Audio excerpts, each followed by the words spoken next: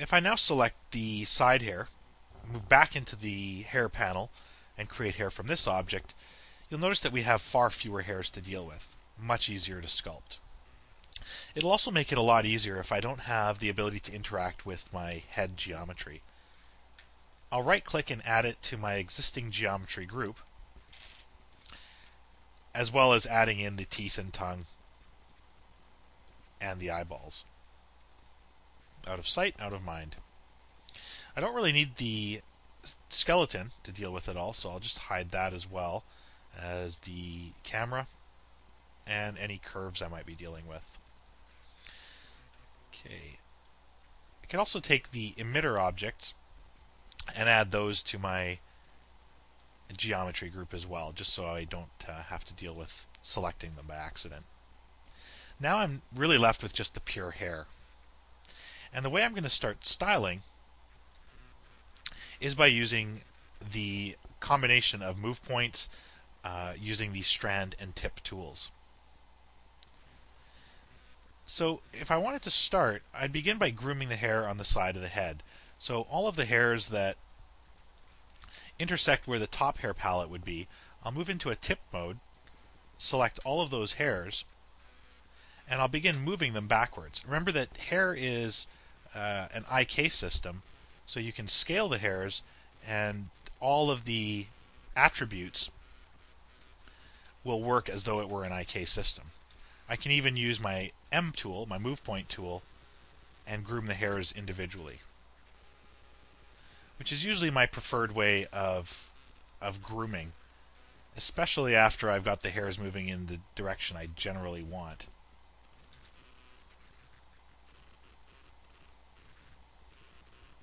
So let's see what's going on here. There it is. I'll pull that hair out and then just give it a bit better shape. Remember that you can kind of gesture with these hairs to get them placed properly.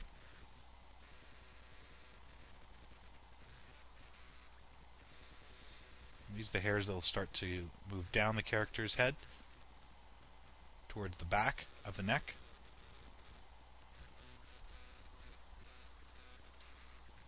And just make sure you get a fairly good angle to work at. I find that grooming hair often takes quite a lot of patience and a lot of camera manipulation. And don't forget that as you're working, you're going to need to freeze your operator stack every now and then.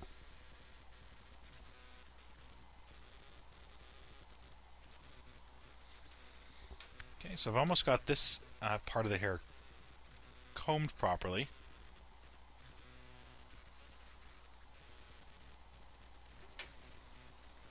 And I'll finish off with these last two strands here.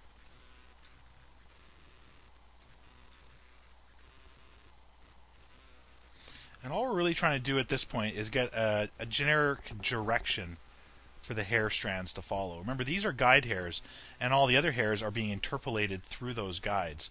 So the more that they can relate to one another, the better the style will look.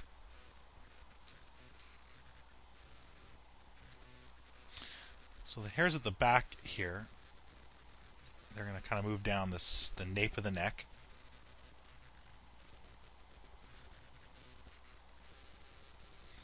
And you can see how much easier it is to deal with very few strands as opposed to dealing with that nightmare amount of hair that we were dealing with earlier.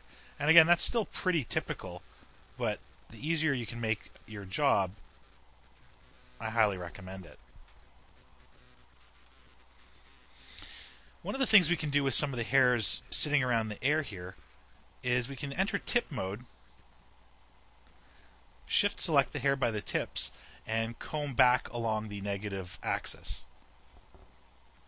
You'll notice the hair does comb back. It's not combing properly simply because we're using a very low proxy object. When I say properly, I mean in relation to our high-res hair. So what I'll have to do is take the hairs that have been combed along the negative axis, and I could actually do it for these hairs here as well on the opposite side. Just middle click. We could do a puff. By puffing out the roots, we can kind of rescale the hair away from the scalp. So kind of doing something like that. So at least it keeps the hair from penetrating. I'll move back into, well actually I can go back into a tip mode here, and I could probably use the same technique for many of these hair strands at the front and back of the head. So let's comb back along the negative z-axis and then do quick puff roots to get the hair to pull outwards. From there, it's just a matter of going back in and then giving the hair the appropriate wave that you might need.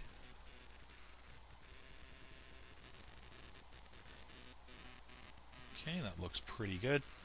Just get this strand right here, pull a little tighter to the head.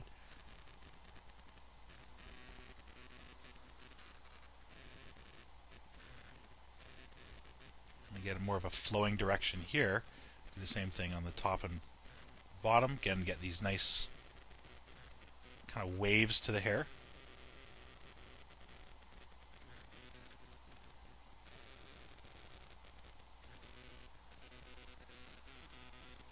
Pull these two hairs down at the side.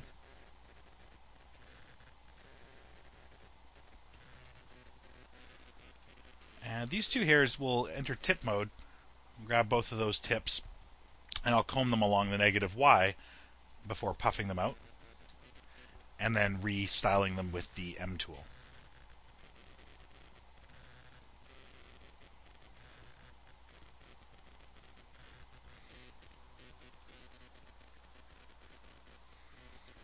Okay, so there's just a few more now. These hairs here, I'm going to start to comb them back along the ear, and by this I'm just trying to get the hair to grain around the ear rather than through it.